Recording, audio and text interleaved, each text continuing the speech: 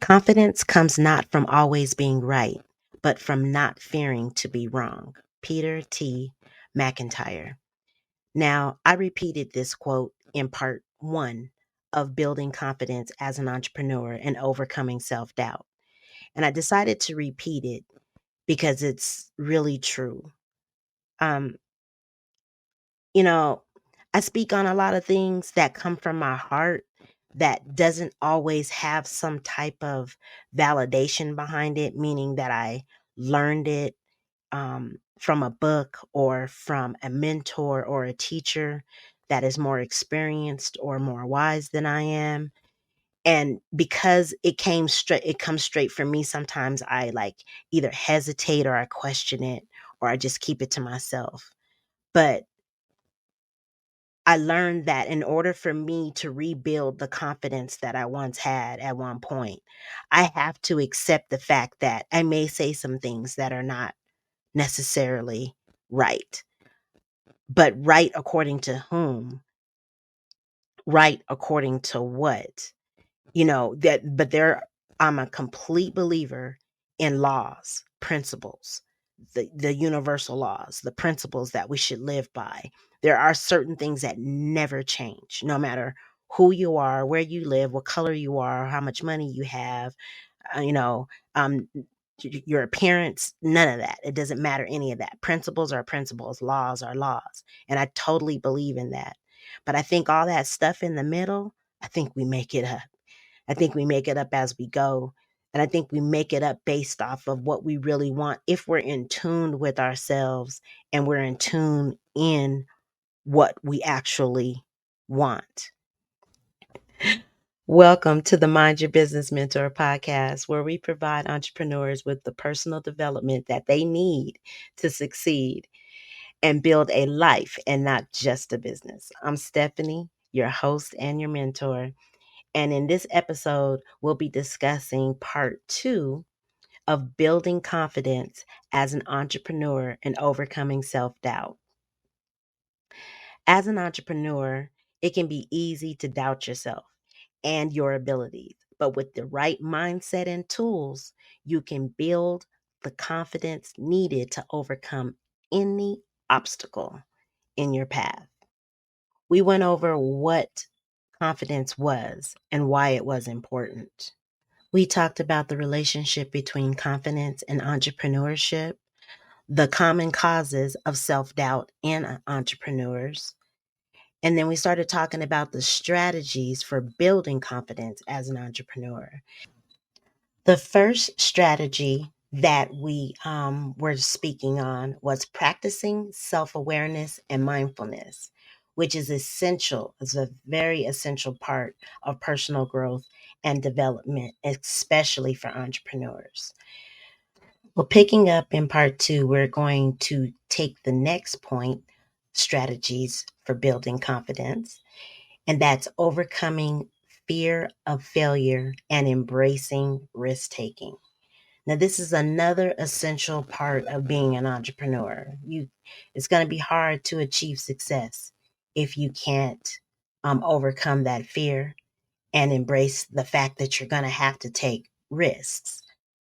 Fear of failure can hold an entrepreneur back and stop them from taking action on their ideas. However, if you take the risk and push those boundaries, that can lead to breakthroughs and success. I want to read you this quote.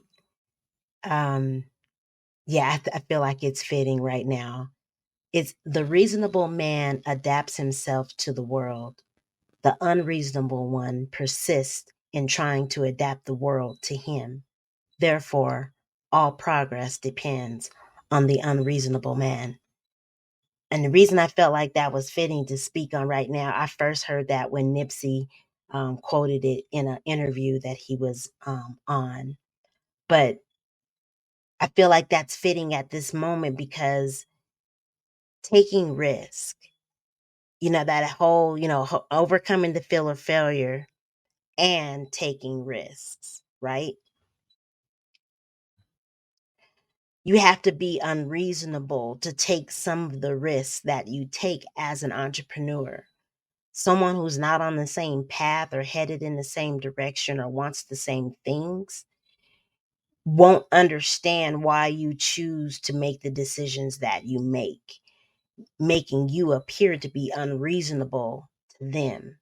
But if you don't overcome those fear of failures, and if you don't push yourself, you will never know what you could have accomplished. You will never know if the dreams that sit in your mind and in your heart could be something manifested that you could walk through, live from, benefit from. You'll never know because you're not willing to take the risk. So I thought that quote was fitting. But one way that you can overcome the fear of failure is to reframe the failure as an opportunity for growth and learning, which is real what I was trying to say. You know what I mean? That, instead of seeing failure as a setback or a personal flaw, view it as a chance to gather information and use it to make better decisions in the future. And then there's the power of positive affirmations and visualization techniques. Now, these techniques can be powerful tools for entrepreneurs to enhance their confidence, their productivity, and overall success.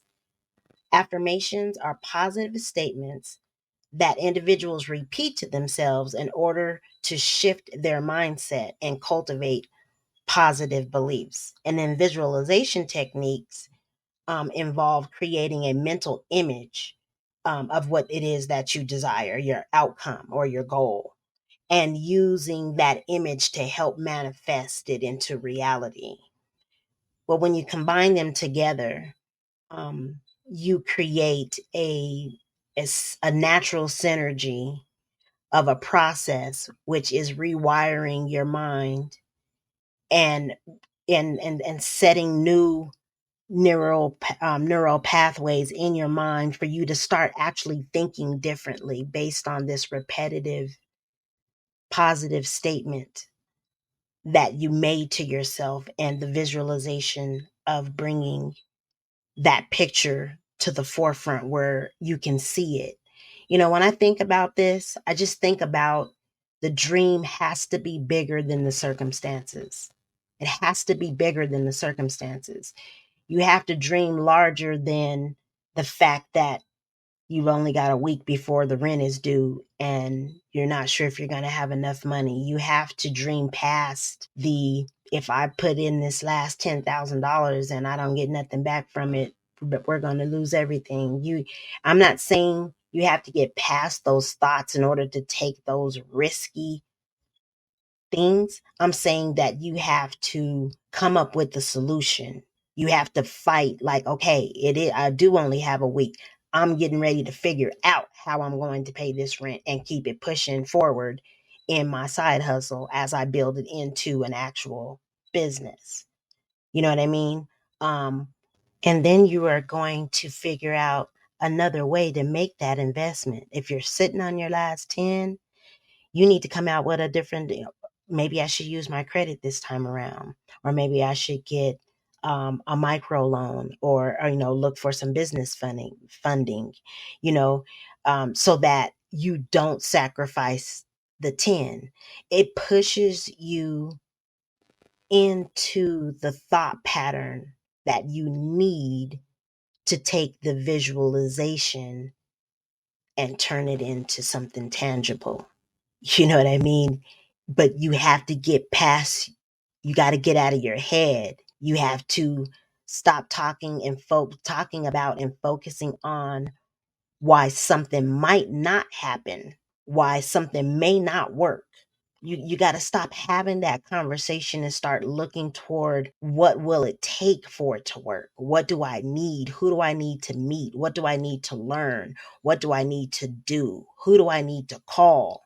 What is it that I need to do to make this happen? You just switch sides instead of worrying about not having enough of this or that, or feeling that you're not enough, and you're inadequate, or whatever your issues are. Instead of focusing on that, even let's say it's true, instead of focusing on that, You actually turn around and focus it in a different direction on purpose, because you understand that the previous thought pattern is holding you back, which is that fear of failure, which is that lack of confidence that you are, that you're not possessing.